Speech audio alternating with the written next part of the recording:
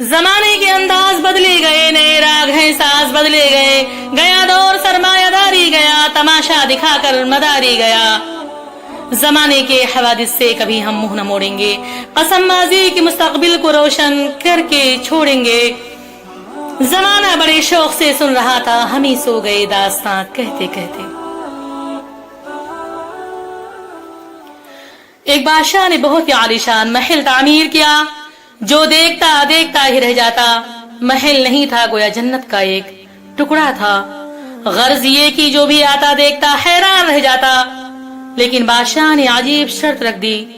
اس کی شرط یہ تھی، جو شخص محل کو ایک متعین وقت میں دیکھے گا، پورا محل اسے دے دیا جائے گا، لیکن جو شخص اس متعین وقت میں نہیں دیکھ پائے گا، اس کا سر قلم کر دیا جائے گا۔ بہت سارے لوگ منع کرنے کے باوجود جان گنوا بیٹھے۔ جو بھی جاتا پورا کیا آدھا بھی دیکھنے سے قاصر رہتا۔ اس بات کا شہرہ بہت دور تک پہنچ گیا۔ ایک نوجوان دیہاتی کے کانوں تک بھی یہ خبر اڑتی اڑتی پہنچ گئی۔ نوجوان نے جب پوری بات سنی، تصدیق کی اور بادشاہ کے محل پہنچ گیا۔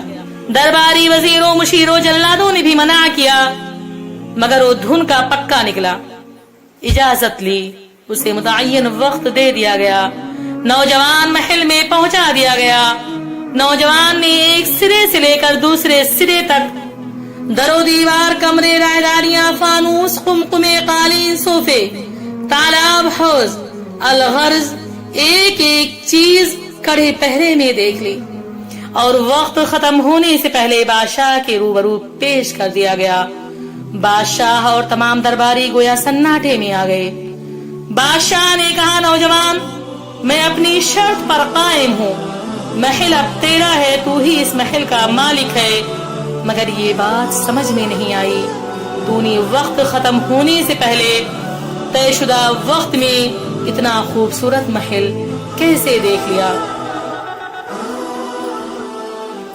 یہ محل اتنا خوبصورت ہے، اس کے در و دیوار، کیاریاں، باغات، حوض، تالاب، کمرے، رہائشیں سب کے سب خوبصورت ہیں۔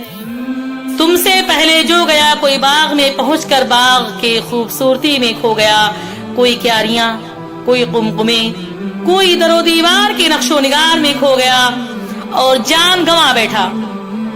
تم نے پورا وقت بھی نہیں لگایا، محل بھی دیکھ لیا۔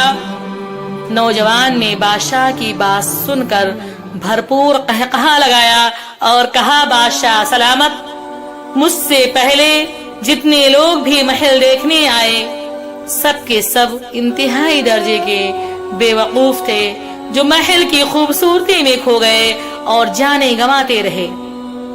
بادشاہ سلامت، محل کے دروازے سے اندر داخل ہوتے ہی میں نے اپنی آنکھیں بند کر لی تھیں اور پورا محل آنکھیں بند کر کے دیکھ آیا۔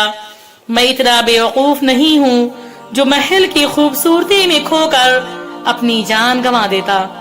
بادشاہ سلامت، اب محل میری ملکیت ہے، میں اسے جی بھر کر دیکھتا رہوں گا۔ میں نے ابھی محل دیکھا ہی نہیں ہے، صرف میں محل میں سیر کرتا رہا اور آپ کے پاس واپس آ گیا۔